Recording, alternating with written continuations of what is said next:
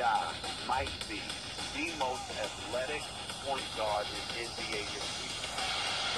Going upstairs, and he comes.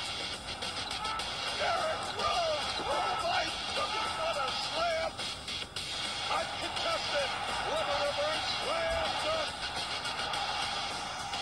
A two-handed jam. Somebody stop me! Ow!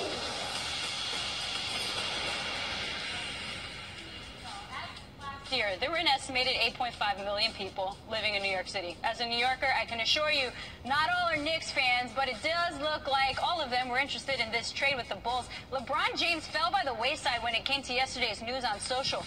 You could maybe blame the bad Wi-Fi for the million-plus crowd in Cleveland. Either way, check out these numbers. Derrick Rose was mentioned in nearly 300,000 tweets throughout the day on Wednesday, more than triple the number of mentions of LeBron James as he and the Cavs paraded through Cleveland. For more on Rose, let's send it over to Jamie. Serena, thanks. Maybe LeBron should have gone shirtless. That would have raised his Twitter profile. Chris Broussard in Philly this morning wearing a shirt and a jacket. The trade, of course, we just heard from Serena, generating a lot of buzz on social media. But what's been the reaction around the league to this deal?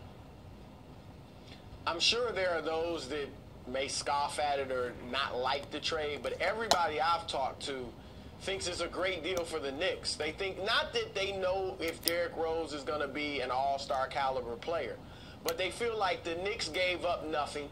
You gave up nothing, and then you get a player that, you know, still was solid last year in his first year back, and has to play well because he's in his contract year. If he has anything left, he has to show it. He has to stay healthy, and if he doesn't, then you just let him walk in free agency after 1 year. So people feel like it was a no-lose situation for the Knicks. And a few general managers felt this way as well. They said this is the season that you can really judge Derrick Rose as a player. They said last year he really was just concerned with getting through the season healthy, playing as many games as he could. He played 66.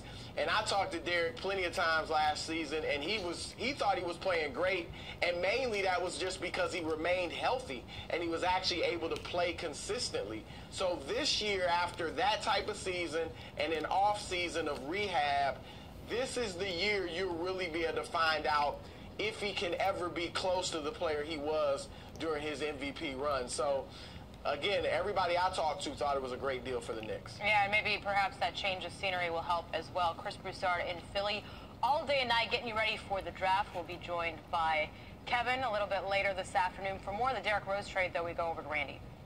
All right, Jamie, let's check in with Tom Penn, our NBA front office insider. And, Tom, I have family, Bulls fans in Chicago.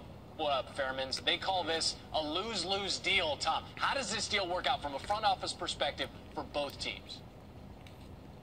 Chris Broussard didn't talk to me, but I agree too. I think it's a good deal for the Knicks, and it's a fresh start for the Bulls, or the beginning of a fresh start.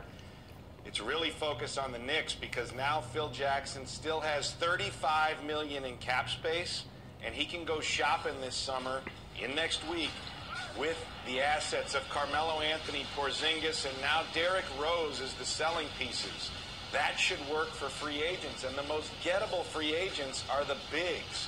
Dwight Howard, Pau Gasol, Joakim Noah, those guys I think he could get to replace Lopez. So now you start seeing a makeover in New York, and he'd have enough money left to get a shooter or a guard. So this is the setup move to do something splashy in free agency. New York has been clamoring for that. You go back to the Bulls, it just wasn't going to happen with that backcourt. They needed to break it up.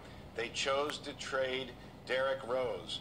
I don't know what else they could have gotten. They like what they got in a replacement big in Lopez because they're going to probably lose those bigs we talked about, Noah and Gasol. So if they're vulnerable, they replace with a big. They now have a clear direction. Jimmy Butler is there.